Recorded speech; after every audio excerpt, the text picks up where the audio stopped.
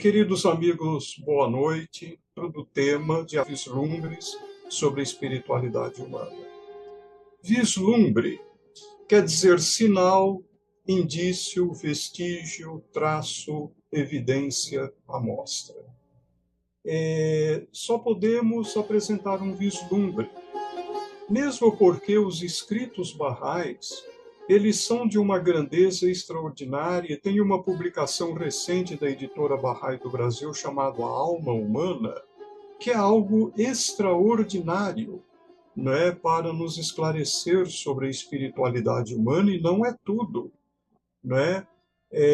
O senhor Pepe Rubiati, que é um estudioso da fé, e que trabalhou no Centro Mundial Bahá'í, ele disse que apenas 10% do que foi revelado foi traduzido. Né? E nem tudo que foi traduzido do inglês está em português.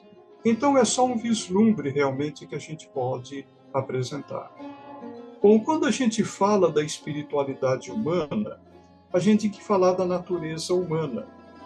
E tem essa imagem aqui do pássaro. O pássaro é o símbolo da liberdade perfeita, né? Ele tem duas asas e ele só consegue voar se as duas asas estiverem atendendo duas condições. Primeiro, elas estarem desenvolvidas e, segundo, elas poderem funcionar harmoniosamente. Então, se essas duas condições ocorrem, o pássaro consegue voar. E o pássaro não tem fronteiras, né? Se ele quiser se alimentar em qualquer campo do mundo, ele pode.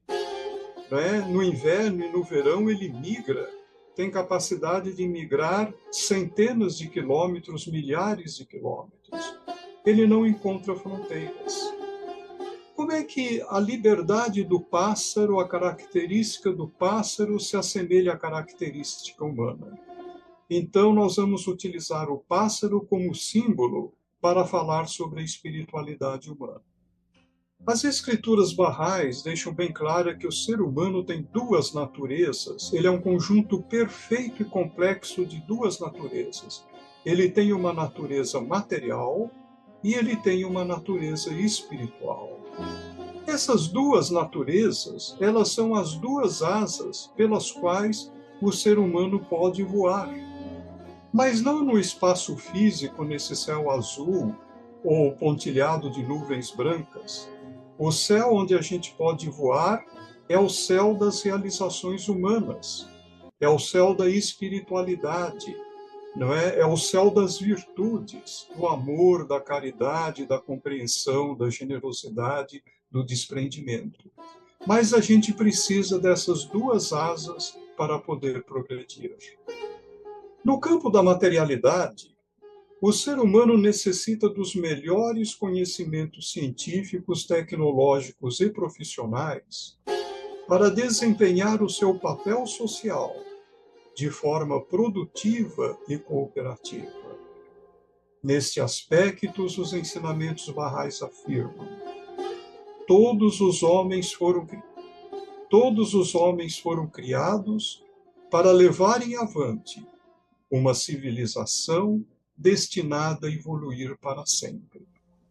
Então é muito claro o que os ensinamentos barrais afirmam sobre o nosso papel, né, nesta vida material, né, que faz parte da nossa espiritualidade, a nossa missão, o nosso propósito nessa vida, né, levar avante uma civilização destinada a evoluir para sempre.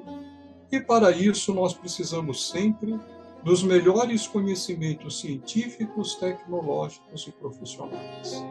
Nós devemos buscar a excelência nesses conhecimentos. No campo da espiritualidade, o ser humano necessita fortalecer a sua relação ser humano-ser supremo, pois, através dela, as suas qualidades e virtudes são desenvolvidas como o amor, a paciência, a perseverança, a compreensão, a cooperação, o altruísmo, a alteridade, o desprendimento, a caridade, a amizade, a sinceridade, a veracidade, a fidedignidade, a sabedoria, a justiça, a equidade, entre tantas outras já estudadas e descritas pela psicologia positiva. A psicologia positiva, né, os fundadores da psicologia positiva, eles elaboraram um dicionário das virtudes humanas e são mais de 100 virtudes. Mas se o ser humano alcançar essas qualidades e virtudes, ele vai ter uma potencialidade muito maior para levar avante a civilização. Porque é impossível a civilização evoluir sem cooperação. É impossível a civilização evoluir sem o amor entre as pessoas.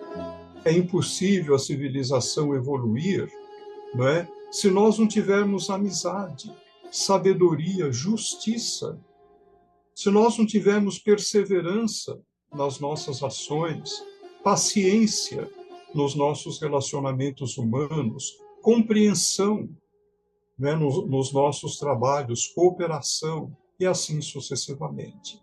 Então, nós podemos perceber por esses 2 slides o tanto que a materialidade e a espiritualidade estão intimamente conectadas.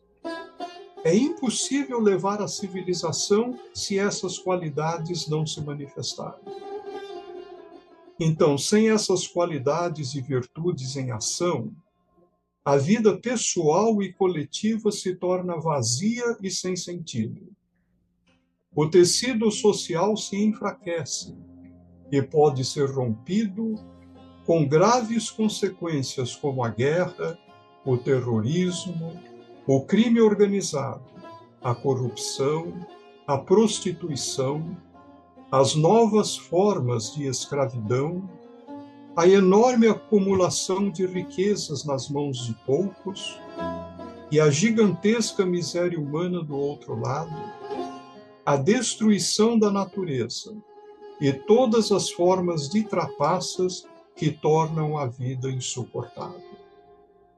Então, todas as mazelas humanas, elas são consequências do enfraquecimento da relação ser humano-ser supremo. Porque quanto mais forte essa relação, mais nós manifestamos as qualidades e as virtudes com as quais nós fomos criados pelo Ser Supremo. Nós vemos que essas duas naturezas humanas, a material e a espiritual, elas se refletem nas funções dos 2 hemisférios do nosso cérebro. Do lado esquerdo, nós temos o aspecto racional, lógico, matemático, explícito, analítico, linear, sequencial, masculino, temporal, verbal e lógico. Do lado direito, nós temos as nossas qualidades intuitivas, criativas, artísticas, ou seja, o nosso lado sensível, eterno, atemporal, receptivo, tácito, gestáltico, que é a compreensão quando a gente entende alguma coisa, não linear, simultâneo, difuso, feminino, né? Espacial, intuitivo e racional. E nós precisamos dessas 2 naturezas. Nós temos que desenvolver tanto o aspecto racional, lógico e matemático, quanto o aspecto intuitivo, criativo e artístico, para a gente ter realmente a educação integral do ser humano. Se esses 2 lados do nosso cérebro não forem desenvolvidos em equilíbrio, nós não temos a educação integral do ser humano. E hoje é uma confusão muito grande que se entende que educação integral é deixar a criança mais tempo na escola. E não é nada disso quando a gente pega os textos barrais. Os textos barrais são muito claros a respeito do equilíbrio dessas 2 funções, né, desse conjunto de 2 funções com as quais nós somos criados. Então, o que nós temos hoje? Os sistemas educacionais em todo o mundo trabalham muito bem no campo da materialidade humana e esquecem ou são incipientes no campo da espiritualidade. Assim, vemos pessoas que são inteligentes, muito bem preparadas, capazes de resolver os problemas mais difíceis, mas que são egoístas e não se importam com o sofrimento alheio ou com a destruição da natureza, desde que estejam obtendo lucro com as suas atividades. E nós vemos que isto é uma realidade, nós temos aí o aquecimento global, nós temos uma terrível má distribuição de renda no mundo, porque aqueles que são muito bem preparados, capazes de resolver os problemas mais difíceis, ascende a posições gerenciais muito altas, com enorme capacidade de tomadas de decisão, de organizar os sistemas produtivos, mas atuam de forma egoísta. E aí perpetua os problemas que nós enfrentamos na sociedade.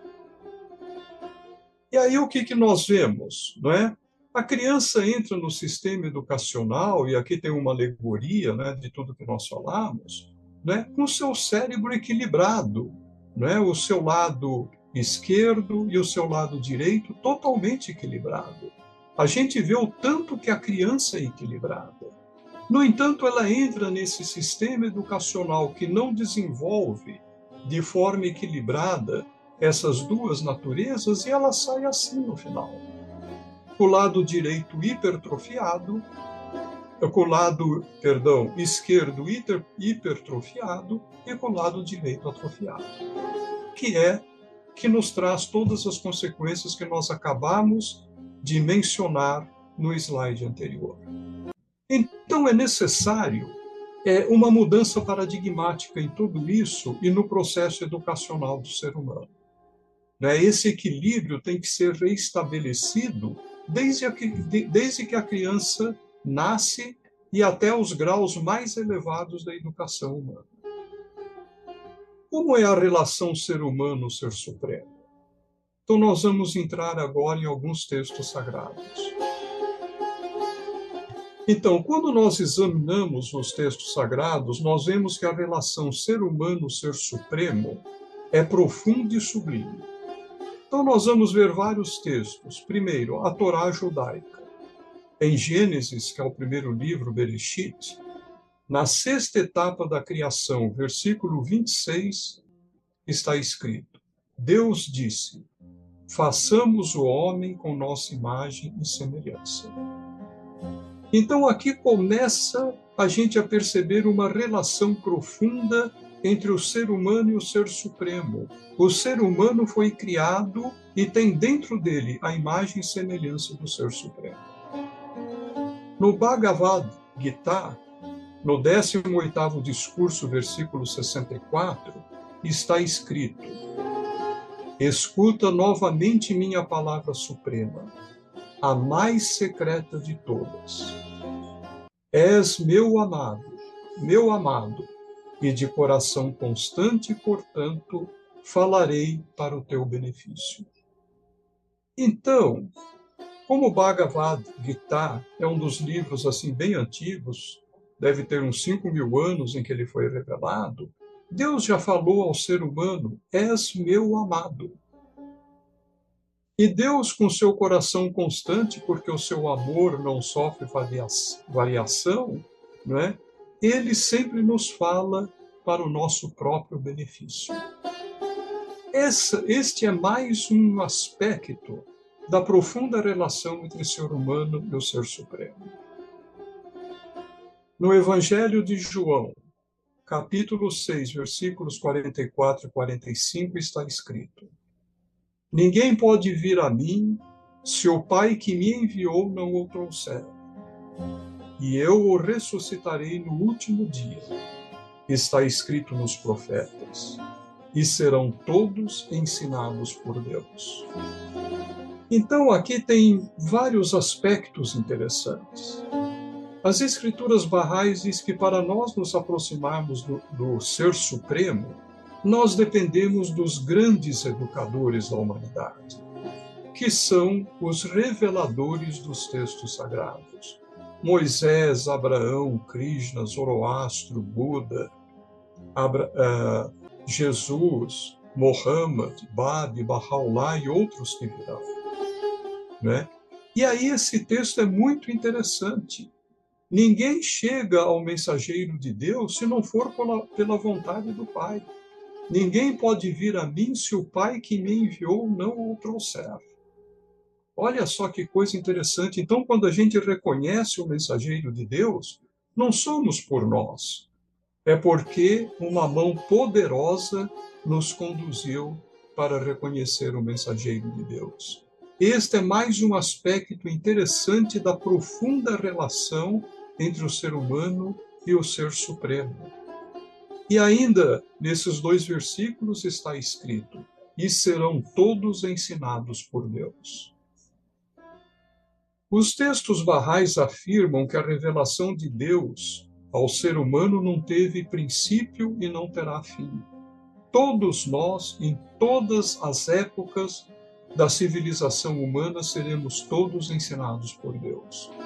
E isso, gente, foi dito há 2023 anos atrás. No Alcorão Sagrado, na Sura 50, versículo 16, está escrito: criamos o homem e sabemos o que a sua alma lhe confidencia, porque estamos mais perto dele do que a sua artéria jugular. A artéria jugular, não é? Ela é uma das artérias principais do corpo humano. E é ela que leva o sangue para o nosso cérebro. Tanto é que, se não passar o sangue pela artéria jugular e não chegar ao cérebro, nós temos a famosa morte clínica, que é a morte do cérebro. E nós sabemos que as nossas funções espirituais, a nossa compreensão, a nossa capacidade criativa, ela depende dessa relação entre o nosso espírito e o nosso corpo, que é feito através do cérebro.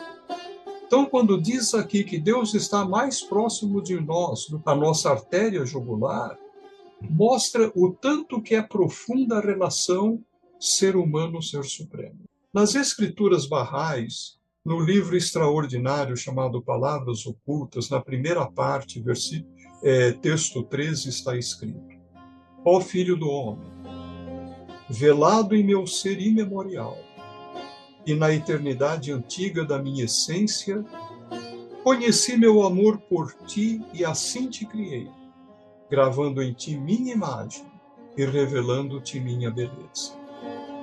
Então, aqui tem aspectos interessantes. Primeiro, nós já estávamos guardado, escondido, né, no ser imemorial de Deus e na essência eterna, antiga de Deus. E quando ele conheceu o seu amor por nós, ele nos criou. E como ele nos criou? Ele gravou em nós algo assim extremamente forte espiritualmente, que é a imagem dele e a beleza dele. E com isso ele confirma o que está revelado na Torá, como nós citamos no início das citações, né? E como é a espiritualidade humana? Aí os ensinamentos barrais são um oceano. Só sobre esse tópico, a revelação de Deus para a humanidade, nessa época, é de uma riqueza inimaginável, né? Então, primeiro texto. Diferentemente do animal, o homem tem alma racional, a inteligência humana. Essa inteligência humana é o intermédio de seu corpo e seu espírito. Iluminada pelo espírito, através do veículo da alma, a inteligência radiante do homem transforma-o no ponto sublimado da criação. Então, a nossa inteligência, a sua manifestação, a sua luz, aquilo que ela traz para a humanidade, depende da relação com o espírito humano, que é algo muito especial. Não é? Então, existe uma relação entre o espírito humano e a nossa capacidade de expressar sabedoria, compreensão, amor, percepções espirituais, e ela depende da alma humana, que é o intermédio entre o corpo e o espírito humano. Olha que coisa linda esse esclarecimento. E o que é a alma? Esse intermediário. Então, sabe tu em verdade que a alma é um sinal de Deus, uma joia celestial cuja realidade os mais eruditos dos homens não conseguiram apreender e cujo mistério mente alguma, por mais aguçada que seja, pode esperar jamais desvendar. Entre todas as coisas criadas, é a primeira a declarar a excelência do seu Criador, a primeira a lhe reconhecer a glória, a aderir à sua verdade, e a primeira a curvar-se em adoração diante dele. Se for fiel a Deus, refletirá a sua luz, e a ele afinal regressará. Se, porém, falhar em lealdade ao seu Criador, tornar-se-á vítima do eu e da paixão, em cujas profundidades finalmente mergulhará. Então a alma é um sinal de Deus, né? É uma joia celestial, mas para nós ainda é um mistério. Se a própria alma, para o nosso entendimento, é um mistério, e ela é um intermediário entre o nosso corpo e o nosso espírito, o espírito é algo muito mais especial do que a própria alma. No entanto, é através da alma que os poderes do espírito se refletem na nossa mente e traz toda essa maravilha, né? Nós podemos, inclusive, falar à distância, vendo um ao outro aqui, né? Podemos colocar textos e todos poderem acompanhar. Tudo isso é fruto da beleza, do fruto do espírito humano, que é a luz proveniente da mente. E como ocorre o progresso da alma humana? Desde o próprio nascimento de um ser humano, a alma progride. O intelecto se desenvolve e o conhecimento aumenta. Quando o corpo morre, a alma continua vivendo. Todos os diferentes graus dos seres físicos criados são limitados, mas a alma é ilimitada. É interessante, ela é ilimitada, ela é de uma natureza especial, ela é uma joia celestial que progride. Então, o texto Bahá'í, esse texto de Abdu'l-Bahá, né, então diz que desde o nascimento de um ser humano, a alma progride, o intelecto se desenvolve e o conhecimento aumenta. A alma faz parte da nossa natureza espiritual, assim como o intelecto e o conhecimento. Por isso que a gente precisa desenvolver as nossas duas naturezas. Ainda sobre o progresso da alma humana. O texto de Abdu'l-Bahá continua dizendo: toda a criação, seja do reino mineral, vegetal ou animal, é compelida a obedecer à lei do movimento. Deve subir ou descer. Mas com a alma humana não há declínio. Seu único movimento é em direção à perfeição.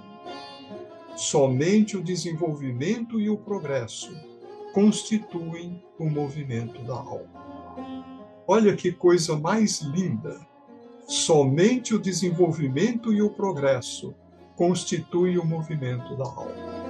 Então, esse canal extraordinário que conecta o reino espiritual com o nosso corpo, que é uma manifestação material, não é? Esse canal só tem um movimento, é em direção ao progresso e à perfeição. Então, caminha constantemente em direção à perfeição.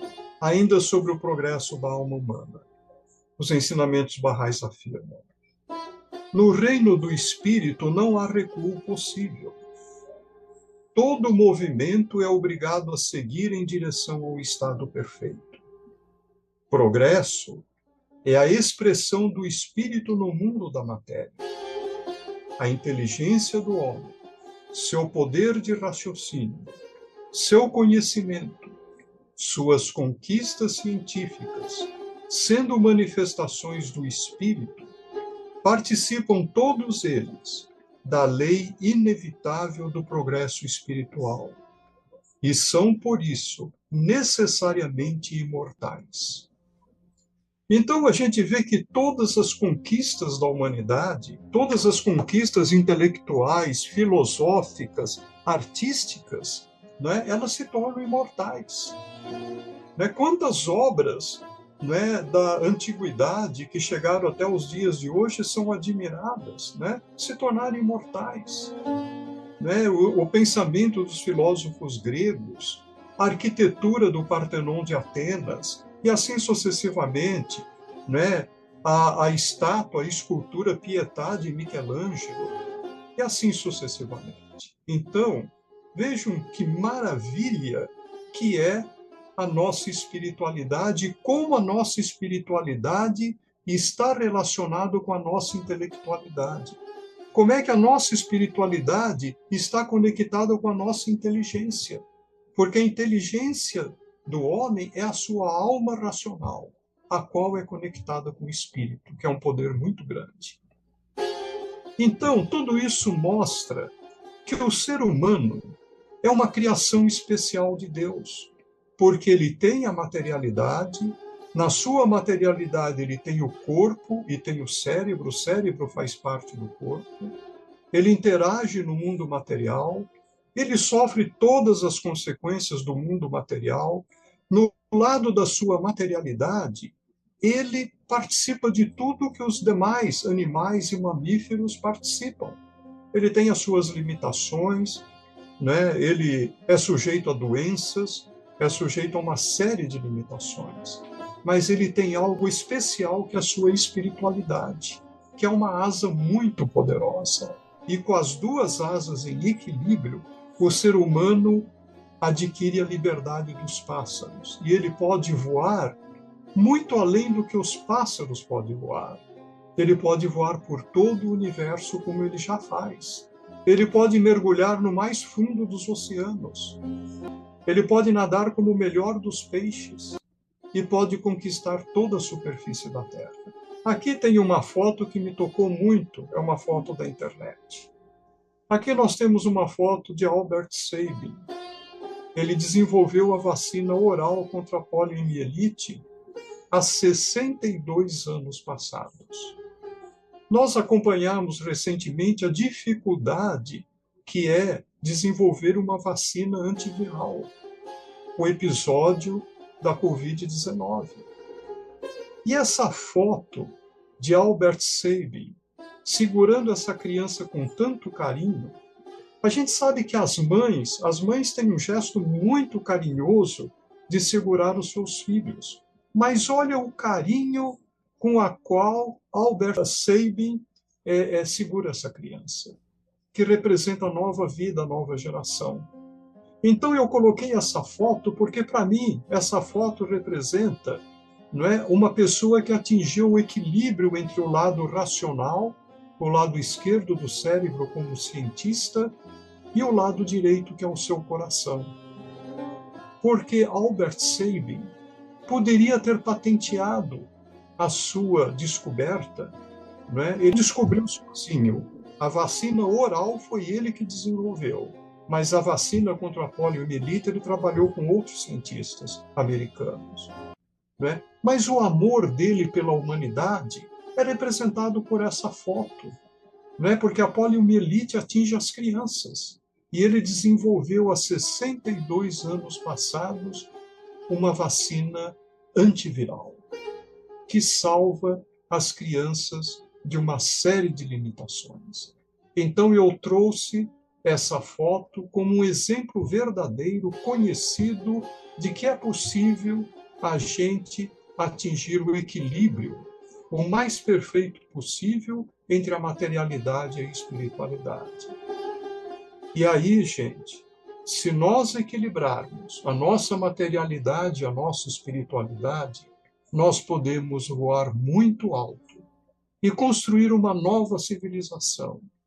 Uma civilização sem aquelas mazelas que se originam quando a relação entre o ser humano e o ser sagrado é enfraquecida. E para isso, nós precisamos de uma mudança paradigmática nos processos educacionais para que tanto a nossa materialidade, o nosso lado lógico, como o nosso lado sensível, espiritual e místico sejam desenvolvidos em equilíbrio. Somente assim nós poderemos voar nas alturas mais altas do conhecimento. Abdu'l-Bahá diz que a lei do movimento é a lei da natureza. E se a gente observa, por exemplo, no mundo físico, né, uma das coisas mais permanentes no mundo físico é a energia. A energia não é criada, não é destruída, ela é modificada. A energia está sempre em movimento. Então a gente vê que nós temos um paralelo no mundo material com o mundo espiritual, que é a energia, não é? Então, Abdu'l-Bahá diz que só existe um único movimento para a alma, né? A alma caminha em direção à perfeição, né? E como nós vimos, né, a alma ela tem uma relação muito forte com o Ser Supremo. As escrituras bahais dizem que ela é a primeira a reconhecer a verdade do Criador. E ela é a primeira a se ajoelhar perante Ele. Então nós temos algo dentro de nós, a gente não imagina que nós tenhamos dentro de nós algo que faz parte da nossa natureza espiritual e que está constantemente ajoelhada perante Deus em louvor. Mas está. Abdu'l-Bahá declara isso num livro extraordinário chamado A Alma Humana. Esse livro é bem fininho, né? Uma publicação da editora, é uma compilação no Departamento de Pesquisa da Casa Universal de Justiça. É extraordinário. Este livrinho tão fininho é um oceano de sabedoria. E Abdu'l-Bahá é muito claro, o único movimento da alma é em direção à perfeição. Ele não fala da velocidade desse movimento, mas ele fala que a alma está constantemente em evolução. Então, talvez, se a gente deixa o egoísmo dominar o nosso lado espiritual, provavelmente esse movimento em direção à perfeição fique prejudicado. E quanto mais nós nos libertamos do ego, mais nós servimos a humanidade, mais caridade, mais nós procuramos nos aproximar do Ser Supremo, eu acredito que esse progresso pode ser acelerado, mas a alma não recua. Tanto é que tem uma passagem de Abdu'l-Bahá no livro Respostas a Algumas Perguntas, onde ele é muito claro, a reencarnação não existe. O ser humano pensa que no nosso lado espiritual nós temos que regredir a este mundo, mas não. Abdu'l-Bahá é muito claro. O progresso, é progredir, é ir para frente. Como ele diz, no mundo espiritual, né, o único movimento possível é o movimento do progresso. No mundo espiritual só existe esse movimento, porque é um mundo mais perfeito do que este que nós estamos vivendo agora. Que se nós nos deixarmos dominar pelo ego, nós mergulhamos no materialismo onde nós nos afundamos. Então, realmente, o controle do ego é fundamental. Que se a pessoa deixa se dominar pelo ego, né, essa velocidade sofre alteração.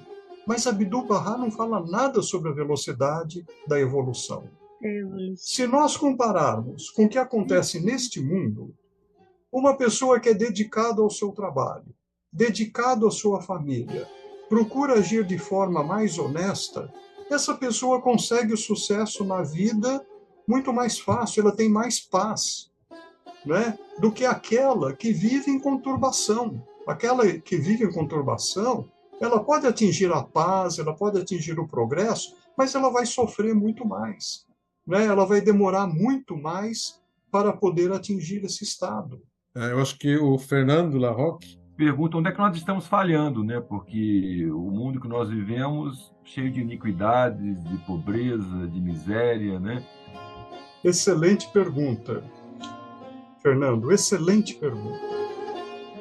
Então, veja bem, Fernando, antes de falar sobre a espiritualidade humana, nós falamos sobre a natureza material do ser humano. E citamos as seguintes palavras de Baha'u'lláh: todos os homens foram criados para levarem avante uma civilização destinada a evoluir para sempre. Como é que nós vamos levar avante a civilização se nós não tivermos uma ação coletiva? É impossível, você tem toda a razão. Então nós precisamos de organizações, por isso que eu falei, é necessário, no processo educativo, uma mudança paradigmática. Qual é essa mudança paradigmática? É equilibrar os ensinamentos de ciência, tecnologia e os ensinamentos profissionais com os ensinamentos espirituais. Nós precisamos de seres humanos equilibrados, né? E eu até projetei um slide que mostra uma deformação craniana, né, de um livro de medicina, né, e era uma deformação onde o lado direito, o lado esquerdo estava mais desenvolvido, hipertrofiado, e o lado direito atrofiado. É uma deformação craniana, né? O que acontece? Quando a gente olha hoje para a nossa civilização, nós vemos gente inteligentíssimas, gente capaz em todos os ramos do conhecimento, né? E principalmente aqueles que conseguem ascender a posições de gestão, de decisão muito grandes, né? Tomando atitudes totalmente egoístas. Exemplos não faltam. Então, nós temos que reconstruir a civilização.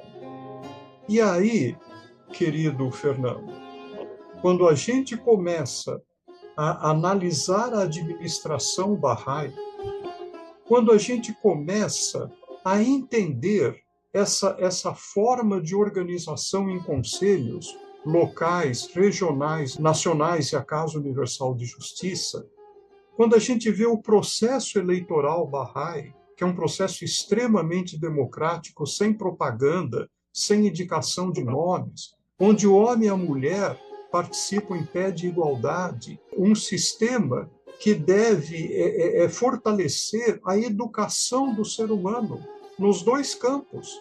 A fé Bahá'í é muito claro, né? Nós temos que ser excelentes profissionais. A excelência é um princípio fundamental da fé Bahá'í. Então, se eu sou químico, eu tenho que ser um excelente químico. Se eu for um professor, eu tenho que ser um excelente professor. Assim sucessivamente, se eu for médico, se eu for engenheiro, se eu for lixeiro, né? Se eu estiver mexendo com reciclagem, eu tenho que ser os melhores, fazer isso com a maior boa vontade. E o que dizem as escrituras barrais? Fazer isso com o espírito de servir a Deus e à humanidade. Isso muda totalmente, Fernando, a visão de mundo. Quando eu faço todo esse esforço com o propósito de servir a Deus e à humanidade, então eu saio de dentro de mim. Eu estou fazendo tudo isso, eu estou adquirindo conhecimento, eu estudo os livros mais complicados, eu desenvolvo o meu ambiente de trabalho, né, pesquiso o avanço do conhecimento na minha área, mas não é para mim. Não é para eu publicar 500 trabalhos nas melhores revistas científicas, receber títulos aqui, títulos ali, não. Eu faço isso para servir a Deus e à humanidade. Então, Fernando, eu tenho que ter esse senso crítico como Bahá'í. O que eu faço serve a Deus? Nós temos exemplos excelentes, inclusive no Brasil. Nós temos um amigo Bahá'í vivo até hoje, mas já aposentado há muito tempo, que ele tinha um cargo importantíssimo na fábrica de cigarros Souza Cruz. Ele era top na fábrica de cigarros Souza Cruz. Quando ele conheceu a fé, entendeu a fé, ele pediu demissão desse cargo, e era um cargo importante, ele viajava pelo mundo inteiro, porque ele viu que estar trabalhando numa fábrica de cigarros, ele tinha capacidade, ele poderia servir à humanidade de outra forma. Nós temos exemplos no Brasil maravilhosos de pessoas que fizeram escolhas profissionais no sentido de servir melhor à humanidade. Nós temos aqui entre nós, Fernando, aqui nos quadradinhos onde cada um está, pessoas que poderiam estar super bem nos seus países, que têm condições socioeconômicas 100 vezes melhor do que a nossa, mas optaram em vir aqui, né, para ajudar o desenvolvimento desta sociedade. Então, nós temos excelentes exemplos, né? Não só aqui dentro da comunidade Bahá'í, mas fora também está cheio de exemplos de pessoas maravilhosas. Agora, Fernando, uma andorinha só não faz verão, e você sabe desse ditado popular. Então, nós precisamos de uma comunidade, nós precisamos que um grupo de pessoas cada vez maior esteja imbuída do espírito de servir à humanidade para poder fazer essa mudança. Porque a mudança social, ela requer um número de pessoas necessariamente motivadas para poder fazer a mudança social. Enquanto isso não acontecer, não haverá mudança social. Que podemos ser estagnados. Isso é possível. E só podemos desenvolver com a nossa volição. Vamos fazer atos que realmente vai desenvolver nossas almas. Não é uma dádiva que ela vai para sempre para frente, não. Em nossa volição, mas podemos ser estagnada. Abdu'l-Bahá falou isso. E Einstein, nós sabemos que foi um dos grandes cientistas da humanidade, não é? Einstein marca uma mudança na física. Da mesma forma que a humanidade teve a era antes de Newton e depois de Newton, nós temos a era da física antes de Einstein e depois de Einstein. Einstein aprendeu a tocar violino quando criança. Ele tocava muito bem e tinha amigos músicos com quem tocava música de câmara. Ele deixou a Áustria pouco antes da Segunda Guerra Mundial, porque, sendo judeu, ele via o preconceito sendo exibido e sentiu uma catástrofe chegando.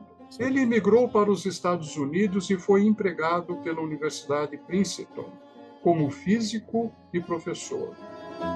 Cada dia ele carregava o seu violino para a aula e logo se tornou muito conhecido por uma característica, uma determinada característica. Quando ele estava resolvendo especialmente um problema difícil de matemática, ele às vezes dizia aos estudantes: vocês sabem, eu estou preso. Meu amigo aqui vai me ajudar. Então ele pegava o seu violino e tocava quietamente, colocava novamente na caixa e dizia: você sabe o que eu sei. A música limpa a minha mente. E então ele poderia confiantemente concluir o problema. Então, quer dizer, quando ele estava diante de um problema matemático difícil, ele carregava o violino com ele, pegava o violino, tocava e aí conseguia a solução do problema. Aqui está um outro exemplo belíssimo, obrigado, Su, por ter trazido esse texto, de alguém que unia o lado direito, o lado sensível, não é? Com o lado esquerdo do cérebro, que é o nosso lado racional.